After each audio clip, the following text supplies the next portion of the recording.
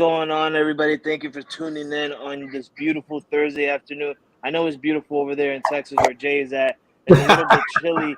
It's a little bit chilly and cold up here in the north of New York. It's cold as hell, man. Just last week I was telling Jay and Logan, man, we're in the mid 70s and now we're down to the low 40s. I'm cold as hell. I got my jacket on in the house. That's how cold it is.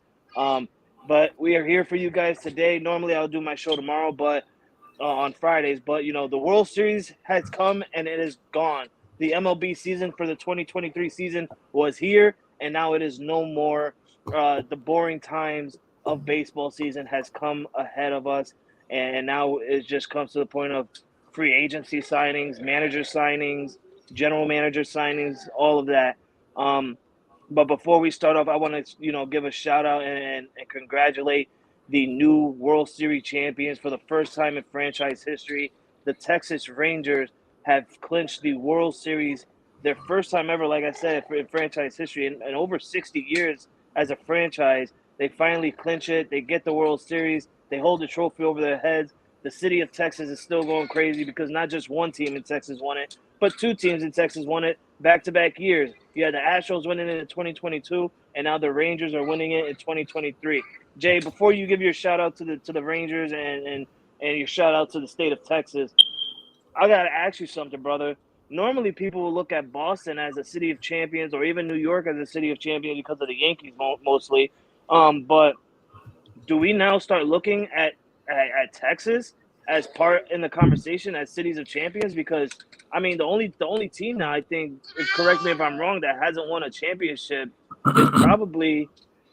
No, I'm sorry. We only have two baseball teams. Every single one has won it. You got the Dallas Mavericks who won one. You got the San Antonio Spurs, the Houston Rockets, the Dallas Stars, the Cowboys, Rangers, and now Houston. I mean, Houston and now the Rangers. So now we have to start looking at Texas as a state where you can start calling them a city of champions. But Jay McLovin here with me, y'all. He's going to give his congratulations to the Rangers. I know it hurts him a little bit, but it's his Texas state. Show some love, Jay. Go ahead. Yeah, absolutely. Everybody knows, I think everybody by now knows my hatred for Aroldis Garcia. I like him like I like having my fingernails pulled out with tweezers. Yeah, I hate the guy. But regardless of my feelings and how I may feel about him, it's a great win for the Texas Rangers. It's a great win for the city of Dallas and Arlington and Irving and Fort Worth and that little metroplex area. And it's just a great overall day for the state of Texas, honestly, man. And look, if my Astros can't be there, like I told Oz, I said, man, you know what? If my Astros can't be there, I'm glad you're there because at the end of the day, I am still a Texas Patriot. And the fact that Texas was there, it just warms my soul. And Frankie, I told you this earlier, and I still believe this today, that the AL runs through the West. And that's not me trying to brag or gloat or whatever. It's just statistically it shows for the last 7 to 8 years, it's run through Houston. Now it's running through Texas Rangers. But we've been there, and you can't deny that. So, again, if you want to get to the showdown, if you want to get to the World Series, it goes through the AL. And to Dustin's point, which I know he's going to come in here in just a second, you got to start taking Seattle seriously now. Seattle has done great things, and they very well could have been in this playoffs just as much as anybody else was in there. I mean, they are really coming into their own. Now, you can obviously look at the Angels and the A's and be like, whatever, because that's what I do too. We all do that. But our top three teams, Houston, Texas, and Seattle, Frankie, those are three teams that are extremely tough to beat. Yeah, I agree. Now Texas, I put it in the group chat yesterday. They had like a little Toy Story meme back from Toy Story 3, I believe it was, where the Texas Rangers is riding off into the sunset because now they join a group of teams like myself and yours, Jay, of winning a World Series. Now there's 5 teams left in MLB who has not won a World Series yet, and Seattle being one of them. So I like that you threw them out there, but I'm not gonna say what you said. Listen, Seattle had their shot last year. They had a chance this year. They led the division at the end of the season at one point, having like a 3-game lead. So they They had did. their You're chance. right. They had their chance to get a Mhm. bye week and be in the ALDS, and then not even have to worry about the wild card. And then they let it slip through their fingers. And like I always said, Mickey Delaney, no shot at you or nothing like that.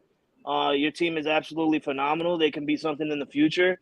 But when you have a guy named Julio Rodriguez, it hurts. It hurts. It's like me when you have a guy like Aaron Judge. It hurts when your team don't make it to the World Series. It hurts when your team don't win a World Series. It hurts when your team don't make it to the playoffs when you have someone like that. So I get it. I understand it. But Seattle, man, I don't know. I feel like, last year I did troll Jay saying that his division was the worst division. But when you look at it 2 years in a row, you had two teams from his division win the World Series. We might have to look at the division a little bit serious. I mean, they're obviously the second best division in the AL. Obviously, my division is more tougher and more better. Besides the Red Sox, get the Red Sox out. Jay, you know what? Let's make a pension. Let's get the Red Sox out of our division, and let's put the Houston Astros in our division, so that way we could be division rivals now. Joining us now is Stat Guy, our guy Dustin. What's going on, Stat Guy? All I heard from Jay is my team lost, and now I'm not happy. Oh my Well, God! you know what? Hey, you know what? And I'm okay with that because you're right. My team lost, and I am not happy for the city of Houston. I am happy as a native Texan. I am happy for the state of Texas. Not happy as a person of a city of Houston. I'm not happy, but it is what it is, that guy. It is what it is. But when you got 7 consecutive ALCSs, come on, man. I mean, that's nothing to be upset about. And the fact that we took them to Game 7, when you said Game 5, makes me say F you even more. Well, what you said about Seattle, though, Frankie, I will kind of disagree on it for one reason. You look at the situation that Seattle was in this year. Yes, they were in first place at the end of the year briefly, but you got to remember they did not have Robbie Ray this year. And that was their big off-season acquisition last year. He was the main reason why they made the playoffs last year, because they went out and traded for Luis Castillo at the deadline last year. And then you had Robbie Ray, who had basically a Cy Young caliber season last year. So you had those two anchoring the top of the rotation with Logan Gilbert and then obviously Julio Rodriguez. So losing Robbie Ray was such a big blow to that rotation. I feel that they didn't do enough to address that. They didn't do enough to replace him, whether it was signing a free agent or whether it was making a trade at the deadline. And now that Robbie Ray is going to be back healthy next year, if Seattle goes out and gets one more starting pitcher, or if they go out and get one of the better free agent bats on the market, you have to put them right up there with Texas and Houston, because they're rotation-wise, they have about the same thing. They have a two-headed monster at the top in Robbie Ray and Luis Castillo. They have a very good number 3 in Logan Gilbert. Depending on what they add to that, they could have just as good as a top 4 as Texas, just as good as a top 4 as Houston. And then offensively, they're not too far behind Texas or Houston. They just need one more bat in that lineup. Now, here's the deal. And I think in Stat Guy, I think you'll agree with me in this. Frankie, I'm pretty sure you will as well. You know, we didn't have Luis Garcia for any of the season because he went out early. I think Stat Guy, correct me if I'm wrong, I think it was maybe like the second or third month of the season. He goes down with and he needs Tommy John surgery. So we probably won't see him back maybe for another year or so. So when we lost Luis Garcia, I think if we would have had Luis Garcia in this playoffs, I think Houston could have probably taken it. And I'll tell you why. And again, this is a direct shot at Dusty Baker. Dusty, I love you, man. But I really sat back and I started thinking about it. And at the beginning of it, I let my emotions carry me and my devotion for Dusty carry me.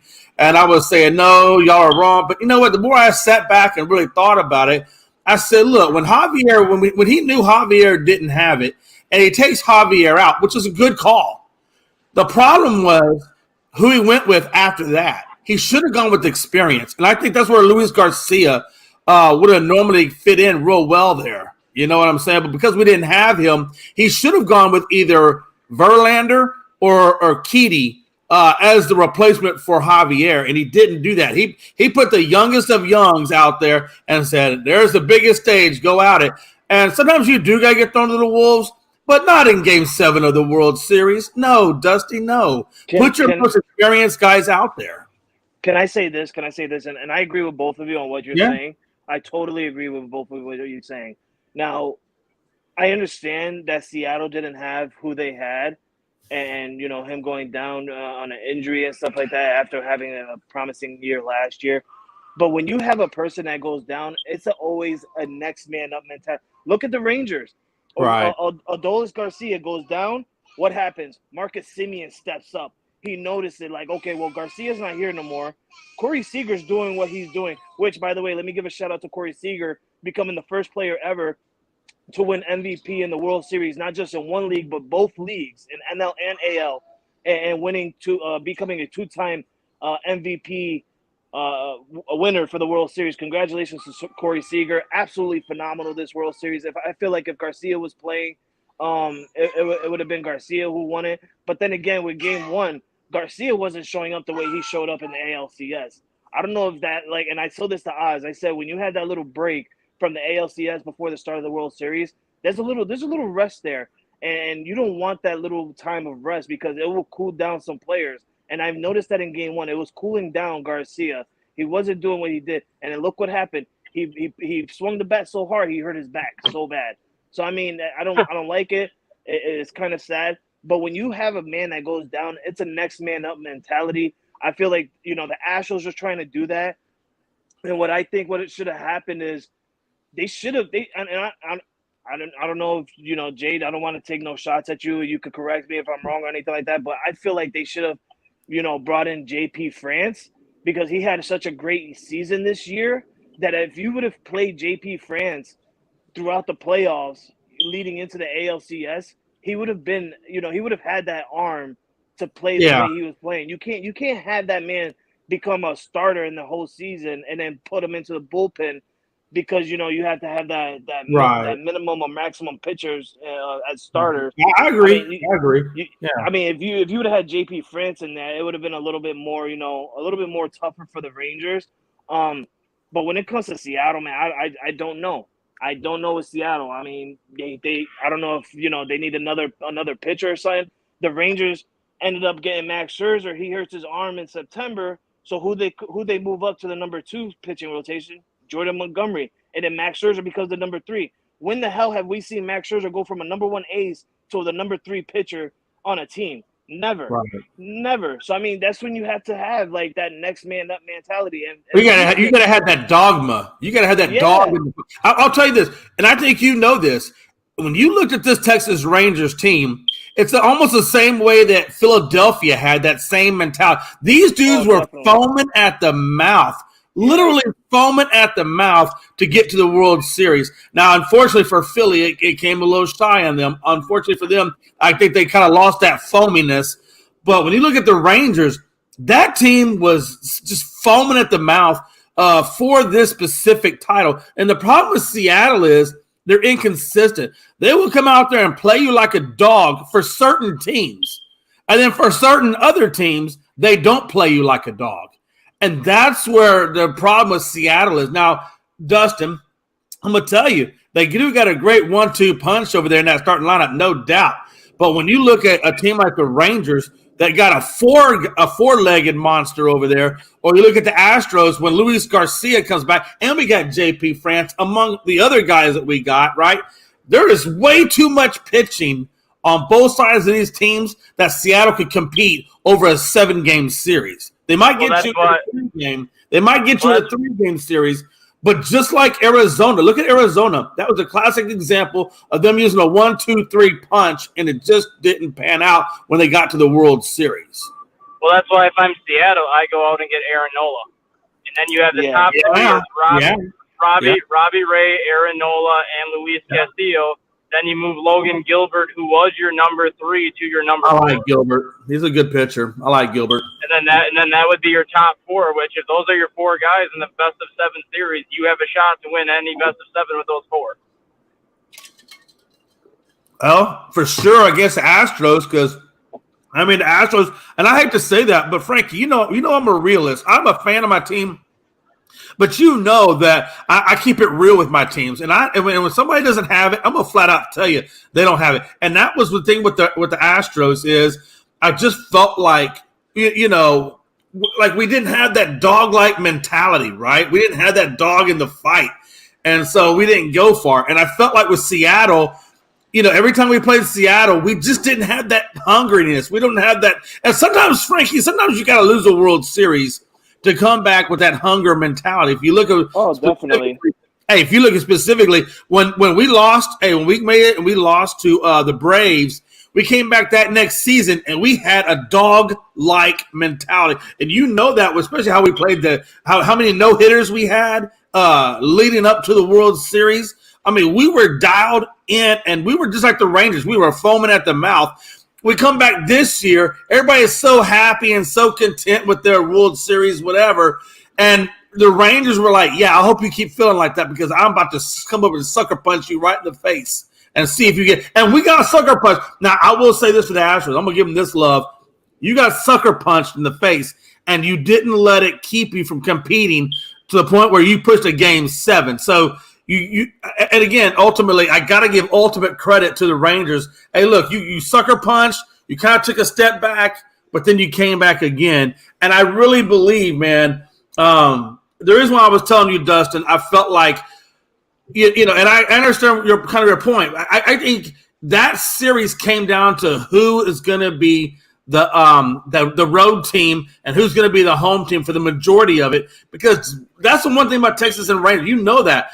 It has been proven that the Texas Rangers owned Minute Maid Park. And if you look at the Astros, we owned, and I forget the park out there in Arlington, but we own the Arlington stadium right there. Yeah, well, Globe Life. So we own that stadium, right? And I think if this would have been reversed, it could have honestly gone it could have gone the Astros' way because we just played so good in their stadium. But it is what it is. I'm not going to make excuses. We lost. They were the better team. And good for them, honestly. Bruce Bochy, I salute you. Yeah, I think that's the other part of it too. And I want to bring up two things real quick. And I am going to bring up Bruce Bochy because me and Dustin, I said it first, and then Dustin said it after, and we're going to talk about it. But first, I don't want to put too much on the attention on the Astros because the World Series champions is the Texas Rangers. But with the Astros, I think only thing that they need to worry about next year is getting some wins at home. That's what absolutely. Absolutely. That's the big difference we've seen between the Astros in 2022 to 2023 is they had trouble winning at home. So with the new manager coming in, who we don't know who yet, we will know in a couple of months in time. They need to get some home wins. They need to get some home wins. So I feel like if the Astros can change their season around by getting home wins, we will definitely be seeing the Houston Astros in the ALCS once again. I'm not going to doubt Frankie, that. I got a question for you. Frankie, and it's specifically related to the Yankees and the Rangers. How do you feel knowing that 4 former Yankees were instrumentally integral to that? I know what you're saying. I know what you're saying. Don't even finish. I'm just saying. It hurts. And you know what? I'm actually glad that it happened because I hope it opened Brian Cashman's eyes to where he's like, well, damn, maybe we shouldn't let these guys go real quickly. Maybe we should give them a chance and give them a shot. And I've said it many times throughout the season on many different shows. Jordan Montgomery didn't get a chance that he should have gotten. Eovaldi as well. We had Eovaldi as well. They did not get the chance that they should have gotten on the Yankees when compared to what they did on other teams. It hurts. It pisses me off. Aroldis Chapman, you know what? He's already won a World Series. I give 2 shits about Aroldis Chapman. I love the man. He's a beast. But then again, I also hate him. I have like a love-hate relationship with Aroldis. If he would have never quit on the Yankees and just finished out the season, if we'd have lost, that would have been fine. But finished out the season. If you want to sign somewhere else in free agency, go right ahead. But don't quit on your team in the middle of a playoff where we're fighting for a chance to go to the World Series. Like, don't do that. That you're a quitter, bro, and it pissed me off. And then I look at the picture yesterday, and it's like, it hurt, Jay. It really hurt because, like, you look at this, and it's like these are 4 players we had, and we were so close to it last year. If these players were in the Yankees roster last year, we could have been World Series champions. And but what's the common denominator? Really, what is the common denominator? The common denominator is this. The common denominator is Aaron Boone. Now, I'm not trying to throw Aaron Boone under the bus, but at the same time, Bruce Bochy got a lot more out of those floor players than what Aaron Boone got. And I think sometimes the Yankees really got to look at Aaron Boone. Is that really the manager that you want for this ball club for the Yankees? Well, I mean, I like Aaron Boone as a manager. I've always liked Aaron Boone as a manager. I mean, this is the first time he's ever missed the playoffs as a Yankees manager. But I do agree with some parts of what you're saying. I feel like the reason he didn't have Jordan Montgomery, he had Jordan Montgomery as a starter, but like I said before, he would never let Jordan Montgomery finish like 4 or 5 innings. He would pull him within 4 innings, 5 innings, which is also why when he was on the Yankees roster, his numbers were so good. Because like I said before, and Jay agreed with me on this, when you're a pitcher and you don't last 6 innings, the win-loss does not go on you. It goes on the middle reliever. Absolutely. And unfortunately, it does go on them. But real quick, since we're speaking of skippers, and I've told Stat Guy this on the morning show when we did a scripted a couple of days ago on the Tuesday show. I told him, I said, man, we were talking about the Astros and who their next skipper was going to be. Joe Espada, Frankie, used to be a bench. I think it was either the bench coach or he was one of your coaches for the Yankees. He came out of the Yankee, or he had one stint over there in the Yankees organization. And that was one guy that I would love to see get the opportunity to be the skipper for the Astros. Also, I like Bannister. And I talked with Stat Guy, with Bannister, he got 2 titles down there with Texas on the AL side of life. He didn't get the World Series, but he got the 2 AL championship wins over there. I think that would be a perfect candidate for the Astros. Either one of those 2 I would be happy with. But we all know Dana Brown is a former GM of the Braves, and it could be Walt Weiss or the other kid I was talking about, Eric Young Sr., which are the bench coach and first base coach, respectfully, could get that job because of their relationship with Dana Brown.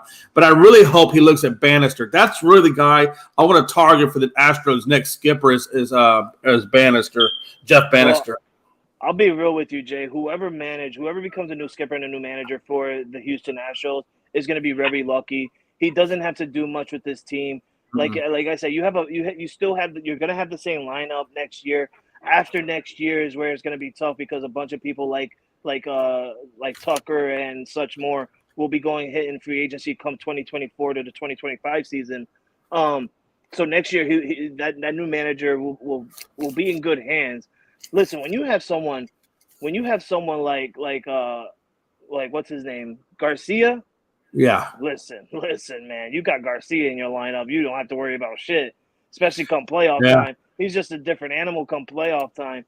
And when you have Altuve doing what he's got to do, Altuve showed up this year compared to last year's playoff. You remember in Altuve last year, he had a huge slug. He went like 0 for 27 in the first 2 series of the playoffs last year. Compared to this year he was hitting home runs and getting base hits. So you've seen a different Altuve this year. If you can see that Altuve next year, get the Garcia coming back next year, doing what he does. And don't forget Alvarez. Alvarez was a huge factor in a lot of those games too, though. Definitely Alvarez. I don't even need to bring up Alvarez because Alvarez is a monster. Like, you could tell with his swing. Once he hits that ball in that swing, you already know it's out of the park. So I don't have to say much on Alvarez. And I would compare those two with the Rangers, like the Seager and Garcia combination there. I would compare that to the Astros Alvarez Altuve combination. Yeah. I mean, but that Garcia, boy, I tell you what, when he smells blood, does he go after it or what? Jeez. Yeah, Jay, just to correct you though, Jay, Jeff Bannister was not the one that won the ALCSs. It was Ron Washington. Was I wrong on that? I might be wrong. Ron Washington's who won the ALCSs with Texas. Okay. But Bannister was with them during 2 titles, I thought. No, he was the manager like 2017. I think he was the manager in Texas 2017 through 2019, and he didn't do well at all. And then he was replaced by Chris Woodward, and then Woodward got replaced by somebody before Bochy got there. Then I apologize if I'm wrong on that. I guess maybe you're right. Maybe it's Ron Washington that got that. I just want to say this real quickly. Brian Cashman, do not fuck up this coming year. Do not fuck up. Jordan Montgomery hitting free agency. Bring him back. Give him a chance. Bring Jordan Montgomery back. Go to Japan. Get that Japanese pitcher. I can't even say his name because he's so godly. I don't know his name. I know Stat Guy knows it. I can't pronounce it. So go get that. Yoshinbu? Yoshinbu? Yeah, Yoshi. Go get Yoshi. Bring him over to New York and do something with this. Because if you really look at the Yankees starting lineup next year for pitching, you'll have Garrett Cole at number 1. You could have the Japanese pitcher at number 2, or even Jordan Montgomery at number 2. You can switch it up at number 3 with Jordan Montgomery or the Japanese pitcher. At number 4, you can have God, what's his name? He was Carlos Rodon. decent. No, yeah, you're gonna have to put Carlos Rodon in there, I guess. Yeah, I guess you could throw him in there. Sure, if he could show up like he did with the Giants. I need that Carlos Rodon. I don't need what happened last year.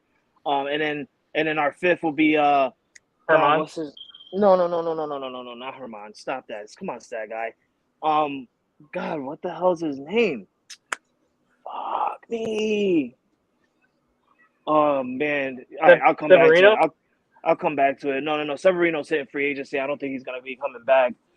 It's probably gonna be either Montas, because I know that the Yankees are probably gonna get Montas back on a cheap deal, or it's gonna be Jesus Christ.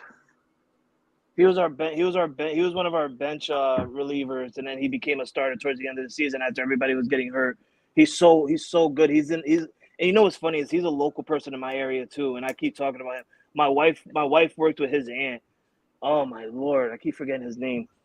Well, I'll come back to it. I'll come back to it when I think about it. But Brian Cashman, do not fuck this up. You can do something really well with this team, and do something great. The only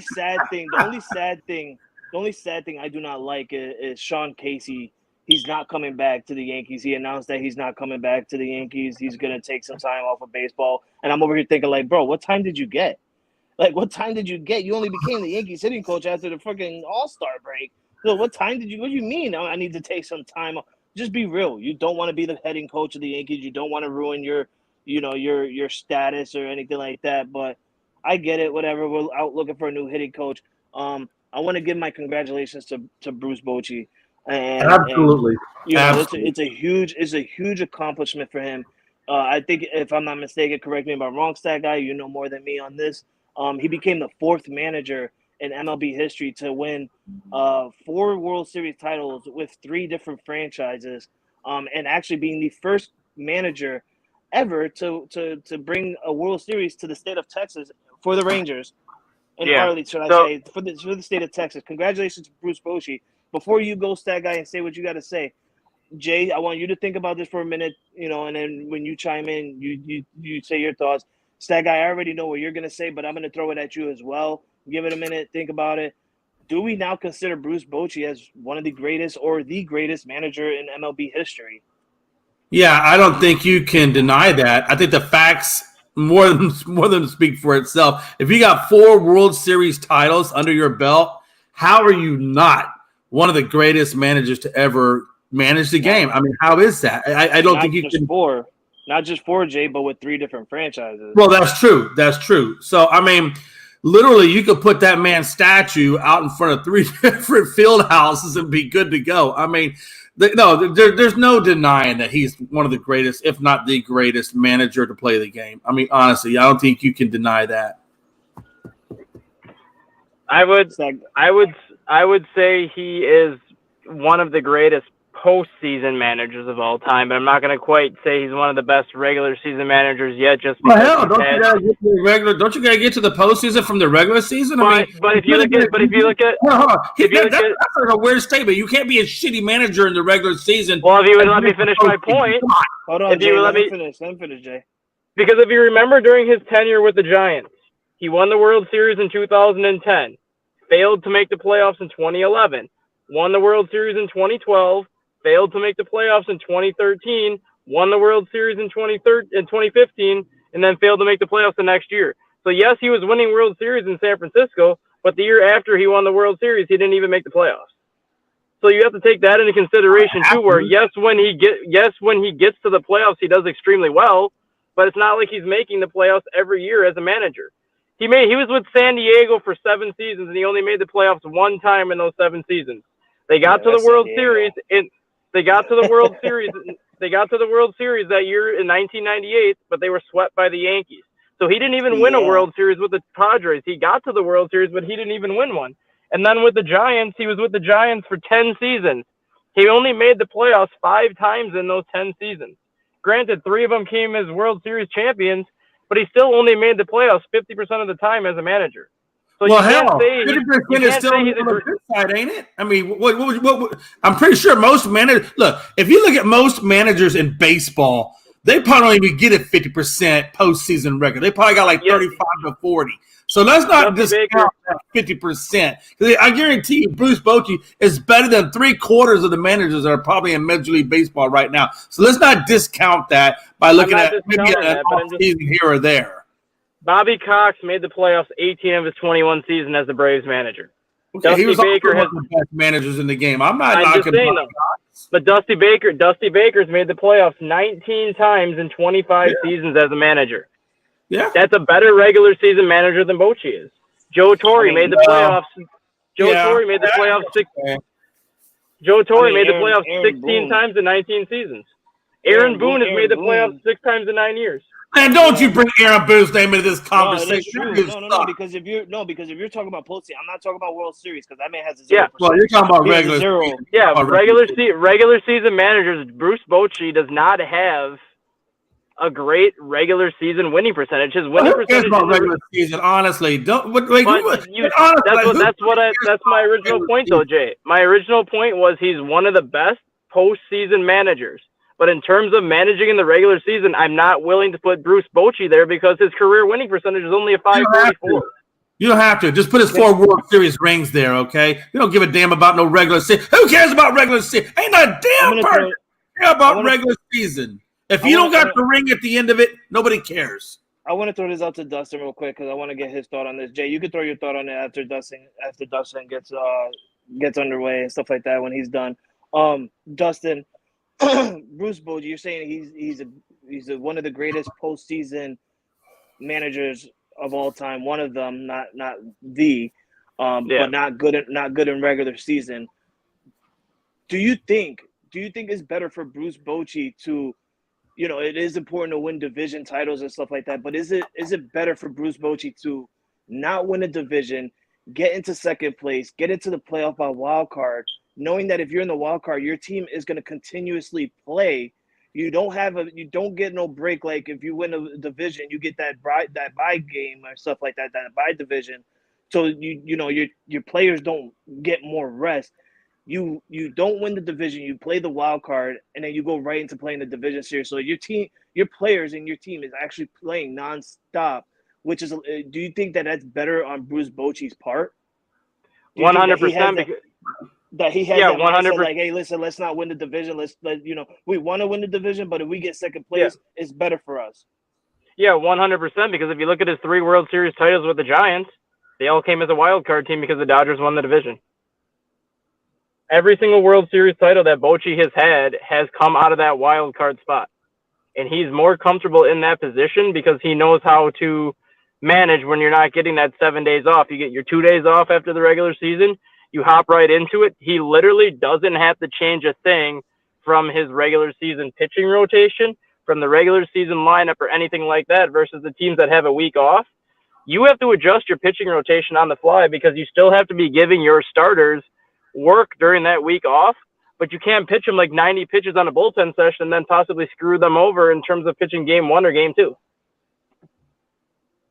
Listen, I just love what the Texas Rangers did this year. I love what they did this year. They went into the wild card. They swept my division rival, Tampa Bay Rays. They go into the division series. They swept my division rivals, the Baltimore Orioles. Then they go into the ALCS, and they beat my MLB rivals in the Houston Astros in 7 games. And then they go on to win the World Series for 4 former Yankees. I couldn't be more proud of the Texas Rangers. Plus, I also like to see, I like to see teams and franchises win titles for the first time ever. I like to see the reactions. I like to see how they celebrate. I like to see how they get their trophy. It's absolutely amazing. My wife is only excited because she no longer has to make commercial slots and stuff for the World Series. So I'm also glad for her. She doesn't have to work as much harder anymore. But man, the Texas Rangers, do we, and I know it's way, way, way too early, but let's quickly say it right now. A super early prediction. Will we see the Texas Rangers in the World Series again come next year? Okay, I'll go first. And the stat guy, you wrap that one up. I think you'll see the Rangers absolutely in the playoffs. That's a guaranteed fact. I don't think that they're not going to be, whether it be the division leader or where it be in a wild card spot. You will see the Rangers in the postseason for sure.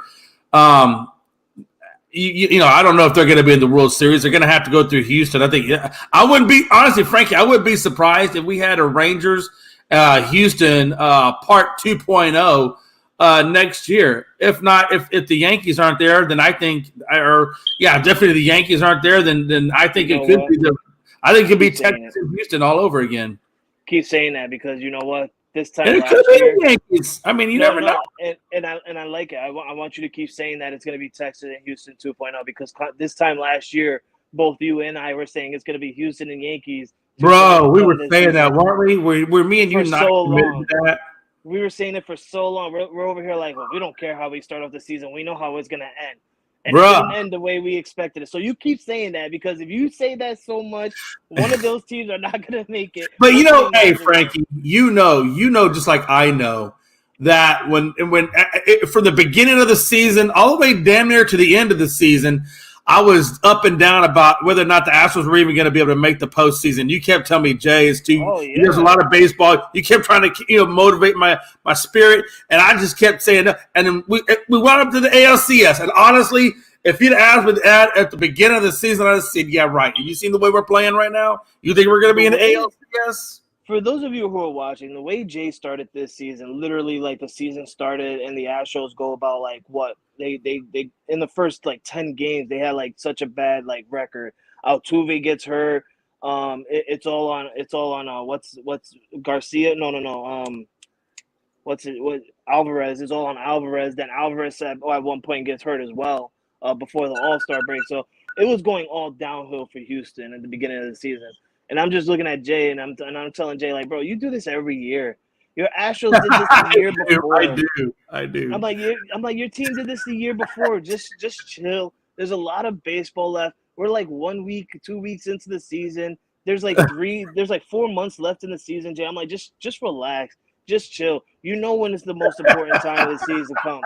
The most important time of the season comes around after the All-Star break. That's when it's most important. At the start of the season, it's like, oh, okay, well, we're gonna see what we can do in the beginning of the season.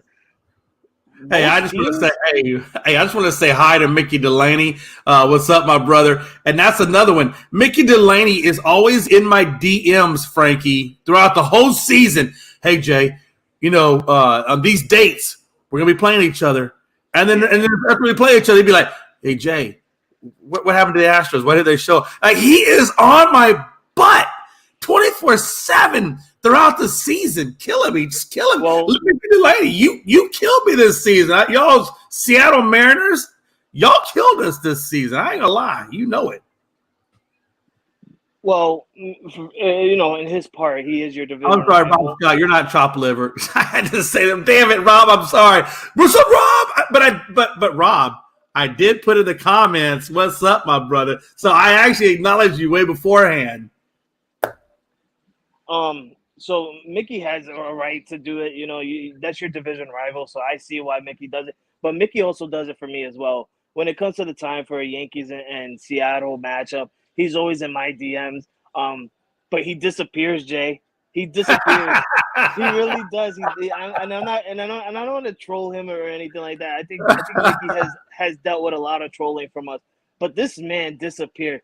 I was at a Monday Night Raw event at one time, and it was a Monday, obviously a Monday night. It was when the Yankees were going up against Seattle, in Seattle, and the Yankees are just dominating Seattle. And I noticed it after the Raw event. This is like after 11 p.m. The game's still going on because Western Coast times we start the game at like 10. Both you and I hate West Coast games because we end up staying until like midnight to 1 o'clock in the morning. Yep. This man disappeared. I'm like, what's going on, Mickey? How you doing? He doesn't want to text back. He doesn't want to write back or nothing like that. But I like Mickey. Mickey's he's a good dude. He talks his trash, but he also takes it. He doesn't get mad. I like that about Mickey. And we love you, Mickey. Thank you for continuing staying around. Rob Scott, man. I need Rob Scott to be more into baseball. I wish Rob Scott was more into baseball. Rob Scott, for those of you who I don't know, man. We gotta get he's a Rob into baseball. at some point. he's a Chicago native. He's a Chicago Bears fan, Chicago Bulls fan. He's a Golden State Warrior, Steph Curry fan. He's also a Chicago White Sox fan, but he doesn't send enough shout outs to the Chicago White Sox because he's not more of a baseball guy like me and Jay is. He's more of a basketball and football type of guy. But if you want to catch, Frankie, I don't know why he's not. hold on, I don't know why he's not more into baseball. His BFF is Mike Hughes, and Mike Hughes is all about baseball. Why is he not more? But they're two different teams. See, Rob Scott's a Chicago White Sox fan, so compared to Mike Hughes is a Chicago Cubs fan. So that's like two different right there. They don't communicate like that in baseball. But I want to give my shout out to Rob Scott. For those of you who haven't seen him or haven't checked it out, go check him out on Rob's 2 Cents. Absolutely great content, great show. He does a lot of things. He has a new show that is out right now. They're a couple of episodes in with our other boy Mike Hughes. It's called Mars, right? I love that name, Mars. I do. I thought that was phenomenal. And it's called the Mike and Rob show, and it's short for Mars. I like that. It's a basketball catchy. show. It just gets in your head. I like it. I've been watching it. I've been watching it nonstop for the last 2 episodes and stuff, and I love what they're doing over there. I could see that they're having fun together, and they're just like me and you, Jay. When they're together on a show, they're professional. They engage really well. They have a good laugh. They also throw some shades at certain teams and stuff like that. So it's a good show. It's kind of like this show, but in a basketball form. So I like that. Go check out Rob Scott at Rob's 2 Cents. You can check him out on the ASAP Network and also on his sports page, Rob's 2 Cents. And Mickey Delaney chiming in. He's telling Rob, they're having a little conversation. That's cool. He said because he sucked. Because the White Sox suck. I get it, Mike. Or I get it, Rob. You guys do suck. But listen, the Yankees suck too, bro. The Yankees suck too this year. But I was on it. You got to stay on your team, man. You got to ride with your team. Win or lose, you got to ride with your team. If your team is winning, you ride high with them. If your team is losing, well, guess what, brother? You gotta feel it with them. You gotta feel it with them. And Jay knows my feeling, man. By the time May came around, I'm just like, we're done. I'm done with this team. I'm pissed. I believe you said, quote unquote, Jay, I'm giving up on baseball. I'm going to turn towards the Lakers and raise my spirits higher. Oh, by the time August came around, and Jay knows this shit. By the time August came around, I'm like, yo, the hell with this shit. I'm glad August is here. It's Patriots season. Now we're in November, and I'm over the Patriots already. And now I'm glad that basketball is out because the Lakers are riding high. Man, my Lakers just beat the Clippers for the first time after 11 game losing streak to these guys. We finally beat these guys. A really good game last night. Kawhi Leonard played well. Paul George played well. LeBron James played good, or he played well as well. Anthony Davis played well. Even D'Angelo Russell the last 2 games has been showing up and playing well as well. So I'm loving this new Lakers lineup. I'm loving this new Lakers team. They're coming out with fire. We have a better record already starting in the first 5 games than we did last year in the first 5 games. So that's a good improvement right there. Yeah. So, Jay, we're gonna hop off in a little bit, but I want to get you have any thoughts? You want to give any shout outs to the Rangers again, or? Hey, no. Matter of fact, should we congratulate and give a shout out to the Arizona Diamondbacks? Should we do that? Because 2 weeks ago on this show, I said that the Arizona Diamondbacks were having a Cinderella story moment of their own, and they did have a Cinderella story moment of their own, leading up to the World Series itself. Within the first 2 games, they ended up tying the series within the first 2 games, and we looked at it like, oh, well, we could have a World Series on our hands. We really can, because we know for a fact Arizona can win at home.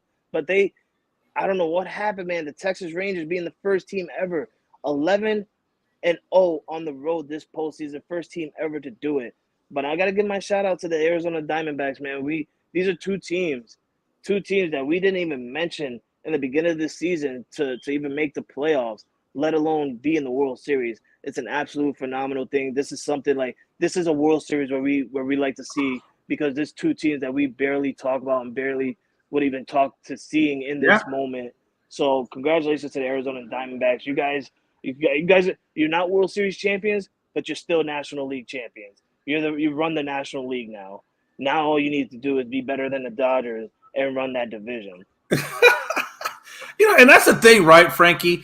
Even though they didn't get the World Series win, the fact that they got the World Series experience is invaluable because that team is so young that they can matriculate, they can go back, they can review this, and then they can come back up and get back to the World Series. This Arizona Diamondbacks team is not done. I promise they're not done. They are a very, very super young team, and the fact they made it to the World Series and got that experience, I guarantee the next time you see the Arizona Diamondbacks in the playoffs, they're going to be a lot stronger and a lot tougher than what you saw this go around, and that is kind of scary, to be honest with you. What I liked about what the Diamondbacks did last night, yes, they lost, but every single player and coach, they stood there in the dugout watching the Rangers celebrate on their home field when they won the World Series. Take that in for a minute. Everybody think about that for a second, right?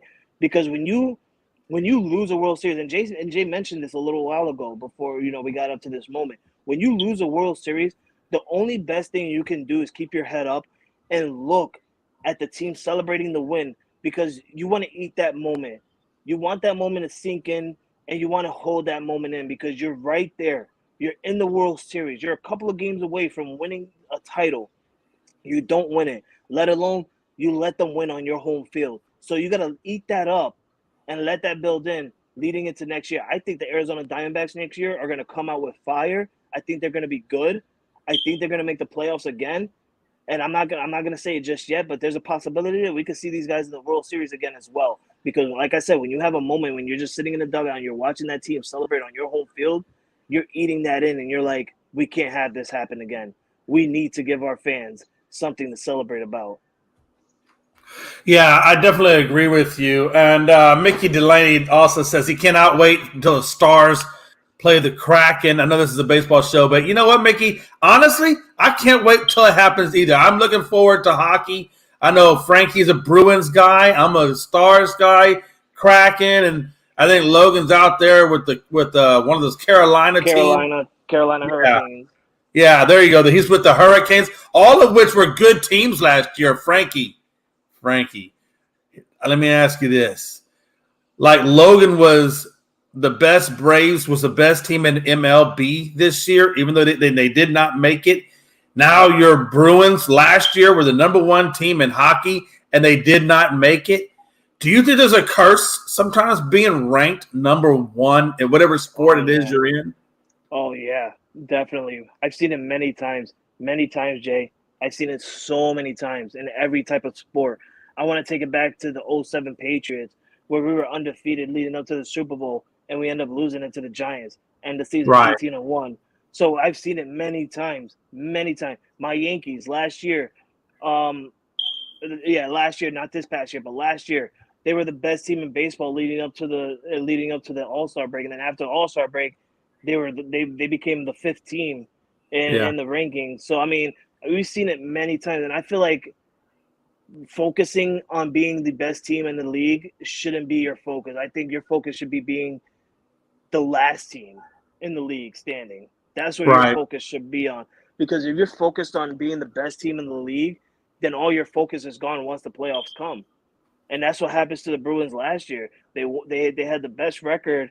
That Patriot loss hurt my soul. Oh, I'm sorry. Yeah, it hurt your soul, bro. It hurt my soul. It hurt my meaning. It hurt everything. It hurt everything, bro.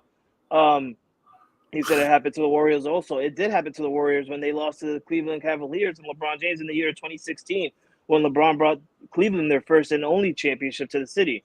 So, I mean, we've seen it many times. And I don't think, like I said, I don't think the mindset should be focused on let's be the best team in the league.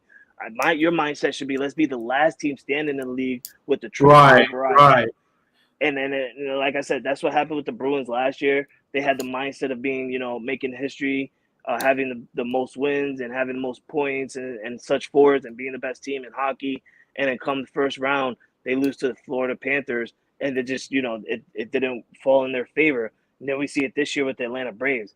Hot team, making history, best record, best team in baseball. then they lose in their first series to the Phillies. So I mean, it happens everywhere. It happens everywhere. Yeah, and especially again, you even see it in baseball, like the wild card teams in baseball, it was all wild card teams. And that's Yeah, I'm pretty sure Arizona was a wild card team, and Yeah. the Rangers were a wild card team. And I think, you know what I think that is, though, Frank? I think a lot of times when you're not the number one team, when you're the Cinderella team or however you want to phrase it, you don't have all that expectation. You don't have all that pressure. And what I mean by that is from the outside world on you. You may have your own personal internal expectation for what you want out of this season, but you're not getting the pressure of the world's expectation. And a lot of times when you don't have that pressure, it allows you to go out there and perform a lot looser, a lot freer, and you can just go out there and just be who you are because you don't have the weight of the world on your shoulders. Exactly. And that's what I mentioned to Dustin a little while ago with Bruce Bochy. I mean, is it better for you not to win a division, right, and end up getting that bye week and having so much time off compared to just going into the wild card because you only get 2 days off before the wild card start. You play 3 games, and then you go right into the division league like basically a day after. You get like 1 day off, and then the division league starts. So I mean, you're continuously playing. So I think in my mind, it's like, well, damn, is it better to be a wild card team? I mean, yeah, you want to be great and you want to win the division. You want to get that bye week, so you want your players to rest. But is it worse to have your players rest, or is it better to have your players continuously play and worry about getting rest after you win the entire thing? Because look at the Rangers. They were wild card teams. They went all the way to the World Series. They dominated all the way through on the road. I'm not going to say they dominated the ALCS because you guys took them to 7 games, but they dominated on the road. Yeah. They didn't dominate us, but they darn sure gave us the litmus test, and they obviously won that. And by the way, Rob Scott said, "Great take, Frankie." I want my flowers too, Rob. I'm the one that set him up for that great take. Well, no, it's because it is you did set me up, but it's because of what I said. I set you up. I gave you the silver platter, but I didn't get no flowers. You know what it's like? You know what it's like, Frankie? It's like you get the assist, but you don't get the dunk. And the guy that gets the dunk gets all the credit. So I gave you the assist. I gave you the alley-oop, and you slammed it home, baby. Good job. It was like last night. You're my Austin Reeves, and I'm the LeBron James. You alley-oop me. Hey, listen. I'll take Austin Reeves. That dude makes a lot of cash. Thank you, Rob. Thank you. Thank you for giving me some flowers. That's all I want. Just a little bit of flower. You know what? I get disrespected even in my own home. I'm not going to get disrespected on this show. So, Rob, appreciate the love. Appreciate you. So now that baseball season is over, I want to let everybody know here. I will be taking at least a month off from this show, from Frankie the Yankee show. I'm going to take a month off. I'm going to come back during winter signings to let you guys know all the news on winter signings and who's going where, free agency wise, and stuff like that. And we'll continue to go on from there. Probably by mid-December, late December, and going into 2024, we will come back up and running. But I will be coming out with another show now that basketball's out. I want to make a basketball show. I haven't made a basketball show yet, and I want to do that. I don't want to make a show just for the Lakers. I want to do something like this, where, bro, you get Foxborough Frankie, bro. You get him, but you only get him when we're winning. You can't get Foxborough Frankie when he's losing.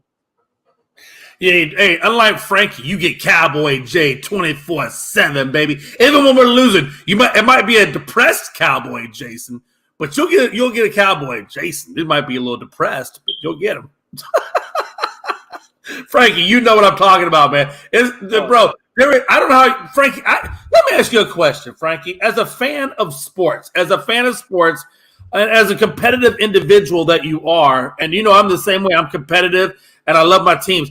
Do you ever just like when I don't know how you do. When my teams lose like this, bro? I don't want to talk to nobody. I don't want to see nobody. I get like it really hurts my core when my team doesn't win. Do you get like that? Like when your team doesn't win, does it just hurt your core level, or are you able to like take it off and bounce?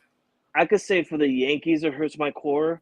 With the Patriots, it doesn't. I mean, I've had 20 years of success watching the Patriots win, and I knew once Tom Brady was gone, that everything was going to go downhill. So I got myself ready for that moment. So like it doesn't hit me more as a Patriot fan when other people, say stuff. I don't want to be like, I don't want to talk about them or nothing like that. I do want to talk about them. I don't mind talking about them because I've dealt, I've had 20 years of success. Just like you, I'm pretty sure if you were a podcaster back when the Dallas Cowboys were having that 90s run of their own dynasty, you'd have felt the same way. You'd have been like, listen, man, I've seen 5 championships in 10 years or so, blah, blah, blah. I've seen many success. So I don't, I've gotten myself ready for this point, but 25 plus years later, you didn't expect to have a moment where you're like, well, damn, my team hasn't won to the NFC Championship game. So I understand maybe in a couple more years for me with the Patriots, I'll feel that way. With the Yankees, it hit my core. It hits my core really hard with the Yankees because this is a franchise that I'm used to always winning. When I was a kid, I've witnessed from me being a kid to 2009, I've witnessed the Yankees win 5 World Series. All of Derek Jeter's 5 World Series titles. I've witnessed every single one of them. So for us to not win a World Series, let alone make a World Series in almost 15 years, that hurts my core. It hurts really bad. And I hate absolutely. It. That's why throughout this year, Jay, you've seen it. I changed my profile pic from Yankees to something regular. I stopped talking about Yankees. I stopped bringing up the Yankees. When we had close to home segments during baseball times, I told Logan, listen, I'm passing on this. I don't want to talk about the Yankees. Like, you guys seen it. And I bring it out live. Like, I don't care. I'm not absolutely. Let me set you up for one more question. I set you up pretty good the last time. Let me see if I can set you up again. We know when Brady was with Belichick, how much success that team had and how many Super Bowls they had. We also know how much controversy they had. Damn you! But hold on. That's not the setup. That's just a preamble. The setup is this: Brady goes and gets another Super Bowl championship with Tampa. Bill is still trying to figure out what he's doing as a coach and for his team. And I think you've seen that in the offensive coordinator mishap, things like that. What I'm asking is this: if Bill Belichick never gets another Super Bowl appearance, playoff appearance ever again, does it take away from him being the greatest coach ever? And what I mean by that is when he had Brady, or I should say, let me put it this way, his success as quote-unquote the greatest was directly attached to Tom Brady. And when Brady left, do you think it exposed Bill for who he really is? Like, do you think that if he never gets another playoff appearance, how will it affect your view of him in terms of the GOAT of coaching? Well, I'm literally sitting here like scratching my chin hairs thinking about this really hard. We talked about this a couple days ago, if I'm not mistaken. I think we talked about it last week where we mentioned Don Shula. We did. I just want to go out and say, if Bill Belichick never goes to a postseason again, never goes to a playoff again, never goes to a Super Bowl again, or never even win a Super Bowl again, I don't think that he will go down and change his legacy as one of the GOATs in coaching. Because the man is, yes, he's having trouble right now, but he's still winning some games. He's still winning some games after Tom Brady. I mean, he went to the playoffs one time after Tom Brady, yes. He had a winning season that year, yes. Other years he has losing seasons and stuff like that, but you're still winning games. You're up to 300 wins. At the end of the day, it comes down to stats and it comes down to rings. You got 6 rings as a head coach. Mind you, they were with Tom Brady. You have 2 rings as a defensive coordinator with Bill Parcells. You go and you head coach for the Cleveland Browns, and you were actually, I believe, if I'm not mistaken, the last head coach to take them to the playoffs. So I mean, but it's always attached. It's always his success is always attached to someone else. And I don't know, Frankie. I don't know how old Bill Belichick is. You would probably know that. I know he's in his 70s. Look, this man ain't got that much longer to coach in the league. Okay, at some point, mortality is going to take him out of the game. You just got to realize that. We know that Zappe and Mac Jones is not going to get him where he needs to go, to that promised land. And I You think kind he of knows know it. that. You kind of, yeah. I think he. So I think what he I'm knows saying, so that. now he's got to go out and either A, find a free agent quarterback, which is going to be really super hard to do because nobody's going to let go of their franchise quarterback, or he's got to go find the next Tom Brady in the draft, which is extremely hard to do. And you know that. But I will say this, if they are positioning themselves to be at the end of the bottom of the standings, he could get a shot at a Michael Penix, or he could get a shot at a Caleb Williams or a Drake May, which could possibly get him where he needs to go. The long skinny of it is, as old as he is, he still has to develop another young quarterback, and that could take 2 to 3 to 4 years before you even see any kind of success, because there's not a whole lot of Burrows or Patrick Mahomes out there, or Justin Herbert's out there, right? Mm-hmm. I think he knows. Excuse me, sorry. And I think he knows that, Jay, because we've seen many times that he's not afraid to bench Mac Jones. He's not afraid to bench Mac Jones, and I think he brings out Bailey Zappi to see what Bailey Zappi can do. Bailey Zappi as a starter, I believe, is undefeated still as a starter, not coming off the bench. He has lost games coming off the bench, but that's not his fault. It's Mac Jones' fault by not scoring touchdowns and keeping us in the game, which is why Mac Jones gets benched. And Bill Belichick sees that. And I do agree with you. I do want to see Bill Belichick do something in the draft, but then again, I don't, because I've said this many times for the past 3 years or 4 years that Bill Belichick's not a good GM. If Robert Kraft needs to do. I agree with that. Yeah. What Robert Kraft needs to do is relieve Belichick of GM duties, not head coach duties, but GM duties. Bring in an actual GM that knows what he's doing and knows that job well, because they've been doing it for so long, that if you could bring that person in, things can change in this organization. Having Bill Belichick as a GM is not good, because he's still running on the old football ways. This football league nowadays in this era is completely different. It's not the same as it was in the past. You're not going to win games by doing the same thing you've been doing in the past with Tom Brady. It's just not going to happen. You have to have the mindset of well, this is a new league. I need to step up and do things differently. And if you're not going to do things differently, Robert Kraft already said it since last year. He's not scared to boot you. You've been in this team for so long. You had your success. He's not scared to boot you. And don't be surprised that another team is not going to pick you up. Yes, you're the greatest, but then again, all these other teams are winning games with the coaches that they already have. So, I mean. Yeah, I agree. And I think Bill Belichick is a great coach. He's a great coach. I'm not going to take that away from him. He is a great coach, but I do not think he is the GOAT. There are so many other coaches out there for different reasons could be put in that conversation. And what I mean by that is, if you look at Jimmy Johnson, what is he most noted for? He's most noted for the Herschel Walker trade, which basically got him 6 or 7 superstars when it was all said and done off of one man. That trade alone makes him one of the best coaches to coach the game. Then if you look at Chuck Noll and the Steelers and what he did over there with Terry Bradshaw, Swan, and all these guys, and then he came back, that makes him one of the best coaches of all time. But when you really look at what Don Shula, look, if you could take a team and do the immaculate season and never lose a damn game and win the Super Bowl with a bunch of nobodies that nobody ever even heard of, bruh, you know how hard it is to win a Super Bowl with a bunch of nobodies and have the immaculate season?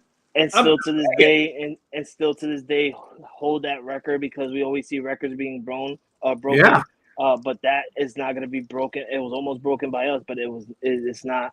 It still holds on as that record. Right.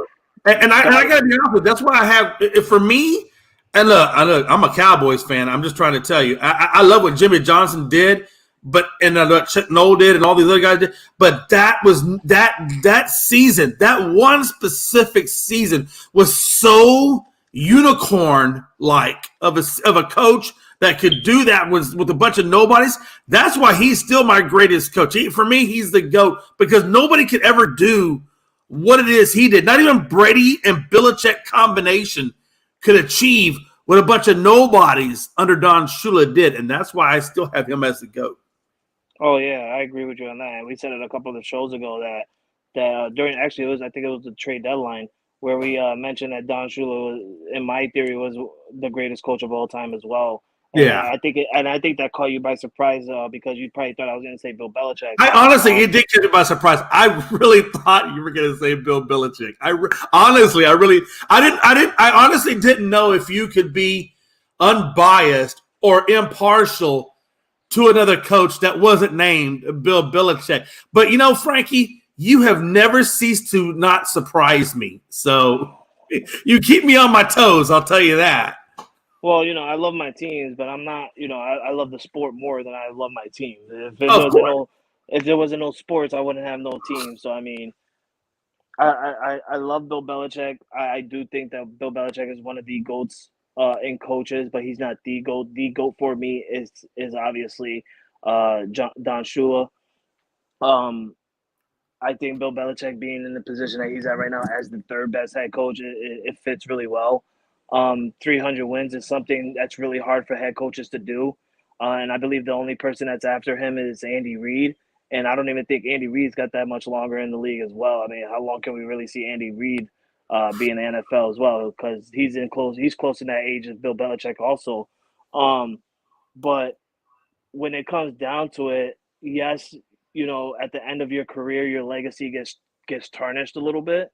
But then again, when you look at his stats and his records of wins and losses, mind you, he can have the record of most wins and most losses by the end of this year as a head coach. Because I do think that he has that record right now of close to being the most losses in NFL history, which is going to be funny. That's kind of like a Jameis Winston thing. But when you look at the stats and stuff, his entire 20-plus year career as coaching the Patriots, it does come to an effect. Tom Brady is in the helmet, and I always said this, and my wife agrees with me too, because she doesn't like the coaches. She, for some reason, she hates the coaches, and she's always like, well, they're not on the field, and I agree with her. They're not on the field. They're making the plays, and it's the quarterbacks and the players that are on the field that makes it happen. So Tom Brady being on the field, making it happen, being a leader on that team. Yeah, Bill Belichick is making the calls, but when Tom Brady's on that field and he's seeing a different defense setup, he's changing it. He's doing an audible play. So that's how you take leadership and being, the leader of that team and showing the world like, hey, listen, he's great, but I'm greater. And that's what I think about. Bill Belichick's great, but Tom Brady's greater. And Absolutely. I've always said that. And yes, I'm a Patriot fan, but once Tom Brady left and went to the Buccaneers, a part of me went to the Buccaneers also, but it didn't go to the Buccaneers. Jay, let me be real here.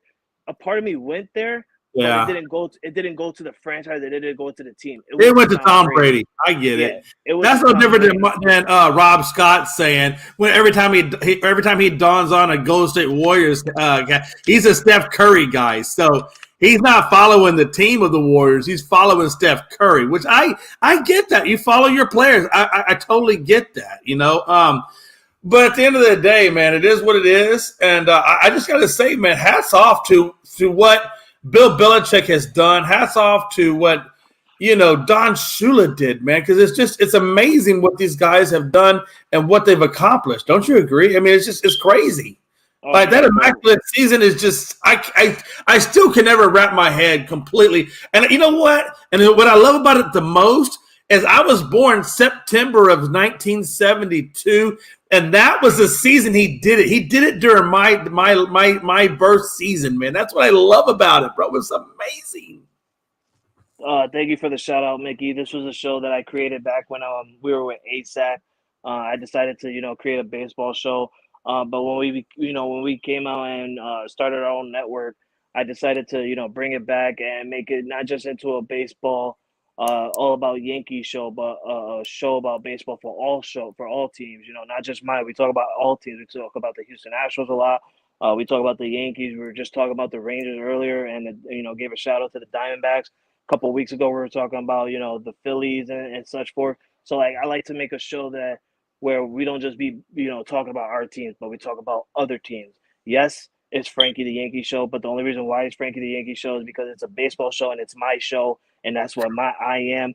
That's my name, not Frankie Montaz's name, but my name. And best to believe we will be making more shows to come. Like I said, I'm gonna slowly start taking a turn into basketball and making a basketball show soon, where we'll be talking about basketball teams, not just Lakers, but every basketball team. So thank you for the shout out on that one, Mickey. Jay, we're about to, we're almost ready to get out of here. Any final thoughts that you got? No, I think we covered just about every final thought there is. If I do have a final thought, it's just number one, Frankie, man, amazing show. I always love coming on this show with you and hacking it up and talking sports, man. And yeah, man, we're a good Batman and Robin. I just want you to understand you're Robin and I'm Batman. Okay, I'm done. I'm more of a Batman, and you're like, no, I'm Batman. You're Robin. I'm sorry. I'm sorry. Batman. I called dibs first. I'm sorry. No, yeah, take. Okay, but listen. It makes more sense for me to be Batman and you be Alfred. Listen, we're not making sense here. I'm about three loggers into it. We're not making sense anymore. We are just stating the facts. All right, Alfred. Okay, you can be Batman. I'll be Robin. You know what? I'm comfortable with being Robin. I can be Robin. No, I don't want you to be Robin. I want you to be Alfred. Alfred is more loyal to Batman than Robin is. Okay, you know what? Bet. Batman and Alfred show. Awesome. Now go get me my glass of whiskey. Yes, sir. I'm on it. Do you want it? Would you like it shaken or stirred on the rocks? Even Mickey Delaney said it. Frankie sees Batman.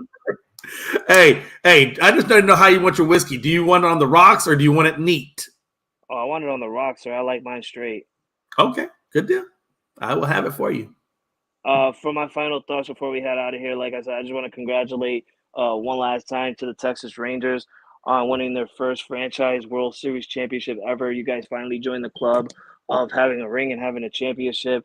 Congratulations to Jordan Montgomery, Aroldis Chapman, Evaldi, all those former Yankees that won a World Series that haven't seen it yet. Max Scherzer adding to his Hall of Fame resume.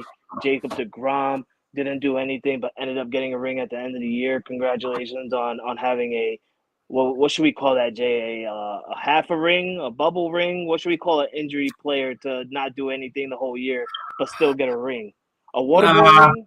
I don't know, man. I might take some thought process. I don't know if you call it a half or bubble ring. I like bubble ring because bubble kind of represents, not really fully being there. I'd go with bubble ring. All right, you go with bubble ring. I'm gonna change it. I'm gonna go cheerleader ring. I'm gonna say cheerleader ring because all you did was cheer for your team in the dugout. Well, that's true. That is true. But anyway, congratulations to the Texas Rangers. No knock at you guys. Before we go, Jason's the beard man. Also, congratulations to the Arizona Diamondbacks doing something that we all expected not to happen. You guys ended up in the World Series, and you guys showed some class by staying in the dugout and soaking in the loss and seeing the Rangers win on your field. Hopefully, you guys come back, like I said, on fire next year. But like I said a little while ago, Frankie the Yankee Show will take about a month off. I'm going to take some time off from this show and get back to you guys during the winter break of free agent signings and everything like that, where we'll break down every news of teams signing players that are in free agency and much more. But be on the lookout that I will be coming out with a basketball show hopefully soon. Yes, I'm taking a month off from this show, which, it does not mean I'm taking a month off of podcasting. I will be back soon with a basketball show for you guys. He definitely will be back. Let me just chime in on that. I'm the CEO. No, I'm kidding. I'm not the CEO of anything. No, but as part of this network admin team, Frankie will be back podcast. I assure you of that. Definitely. Damn, I forgot what I was going to say. Hey, how often does that happen, huh? Oh, that's what I wanted to say. There are a lot of things in this world, Frankie, that I never thought I would see.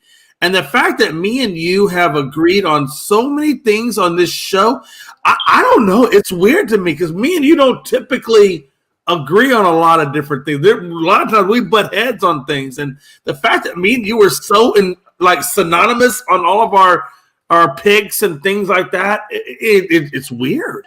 Don't weird. Get used to it. Don't get used to it. I'm trying not to. It freaks me out a little bit. Guess what? Yes, the season's over, but now we're looking at the start of next year. And you know who starts the next season? It's the Yankees and Astros, baby. Oh, you know what? I forgot about that. I'm glad you said that. I'm going to get my gear right now lined up because me and you, hey, I think me and you should do a debut Frankie the Yankee show of that when it happens. Are we down for this? Oh yeah, we could definitely do it. Like I said, I'm gonna come Okay. back. I'm gonna come back with this show during free agent Yeah. signings, and from then on, we're I just want to make sure we can do it. an Astros Yankees debut show of the season. That would be an amazing thing. So I think you can stay tuned for Frankie the Yankee on that one. I'm looking forward to it. Oh, definitely. And what's best about it, Jay, is normally our teams will play each other in like July, August, September. Pretty much, yeah. We get about the middle of the like, season when we play. So it's like instead of that, like we're playing start of the season. So I mean, Guns blazing. Hopefully, if everything goes correctly and goes as to plan, everybody can stay healthy, and we see both teams fully healthy. Absolutely. Nobody injured, so no excuses, nothing like that. So start off the season hot. We start off the season on fire. We're gonna start off the season talking shit to each other. That's the way we like it. Ain't no better way. I don't want to hold my tongue against Jay for 3 months until July, August, or September. No, I don't want to do that. I want to talk shit to Jay. Hey, all I know is I get 3 months. I get 3 months of no Mickey Delaney busting my balls about the Mariners being better than the Astros. I get 3 months of chilled out relaxation. And actually, I really don't because he's going to bust my balls about the Kraken and the Stars. But it is what it is. Mickey, I love you. I love you. And yes, my wife is the CEO. You're damn right she is. You know what he can bust your balls in? Basketball, because Seattle don't got no team. Oh, but they are. Correct me if I'm wrong, Frankie, though. I think they're on the list to get a new franchise over there, aren't they? They are, yes. I think that they are adding more teams in basketball. I think it said, or I think it was something else, or was it baseball? No, I'm pretty sure it was basketball. Mickey, I wouldn't be surprised if the Seattle Supersonics come back. And Frankie, don't you think we need the Supersonics back? I do. I did like the Supersonics back in the day. I really did. Yeah. We need the Supersonics that was a fire back. name. That was a fire name. Seattle Supersonics. And they had some cool uniforms too, I thought. I felt like they had great uniforms. Mickey Delaney had Kevin Durant for a bit. Oh, snap. I didn't want to go that far, but shoo-wee. He had Kevin Durant for a bit until they moved away. I think it was just for 1 year he had Kevin Durant during his rookie year, and then they moved away to Oklahoma. Yep. So, I mean, you're right. Oh, snap. I'm glad you said that. You're right. I believe that is what happened. Yeah, that is what happened. He even got pictures of a young, not Mickey Delaney, but I'm saying in the internet, you can look at a young Kevin Durant. He has a Seattle Supersonic jersey on, that old-fashioned green one. Oh yeah, absolutely. I love that old school uniform. By the way, I love the old school uniform. I really did. Yeah, this weekend starts the NBA in-season tournament. Stupid. I don't like it. I absolutely hate it. It makes no sense to me. Like, why the hell, Jay? Why are we doing this? Like, why is the Commissioner Adam Silver doing this? Like, I know we're about to leave and we're about to hop off. But why are we having a mid-season in-tournament type thing? I don't know, man. You know, the NBA has gone to a different level that I have not understood. The one thing I am glad about the NBA is that they are going back to the old school all-star format. Rather than letting players just pick their players or whatever, now you're going to actually have a true East versus West, which is what I think we've always should have had. I don't know why they went to that old school pick-me uniform or pick-me person type of thing. So, yeah, there are some things the NBA is doing that I approve of, and there's a lot of things that they're doing that I just, like you, Frankie, I'm just bewildered at. You know, I don't know why we need to have a mid-season anything other than the all-star break. I mean, what else do we need, right? Well, I don't even know. Like, does this mid-season tournament add into the regular season records? I mean, like, if that's something I don't quite understand. I'm not 100% sure on that. So I guess we need to do some research on that. But yeah, it makes no sense to me. It makes absolutely no sense. Like, I don't understand. But what I can say is I like the new jerseys that came out. The new jerseys are absolutely fire. If you haven't checked them out, Jay, go check them out. They sent out the new jerseys. They sent out diagrams of the way the basketball courts are going to look for this tournament. I absolutely love the Lakers' new jerseys for this. Oh, nice. They got the tournament jerseys out? Yeah, they released the tournament jersey. I think it was earlier this morning. And every team in the league is in the tournament, right? Yes. Okay. I wasn't sure if it was like the top So, four like, teams or top three teams of the division or top two teams of no, the it's division. every team. It's every Okay. team in different like group brackets. So like in our group, it's like the Memphis Grizzlies, the Phoenix Suns, us. I believe it's like the Utah Jazz, and I said Portland Trailblazers. So like that's our group. And then you have your own group. You know, there's many other different groups. But yeah, that starts this weekend. If you guys are watching, and you haven't checked it out yet, go check it out. Your team's Oh, I'm jerseys looking have at it been now. released. The Your Rockets are team's kind of. I don't like the. I don't know if I like the Rockets tournament jersey. It's this blue and it's got like this sun looking thing with the R in the middle. I don't know if I like the Houston Rockets tournament jersey, but it is what it is. Like there's nothing I can do about it.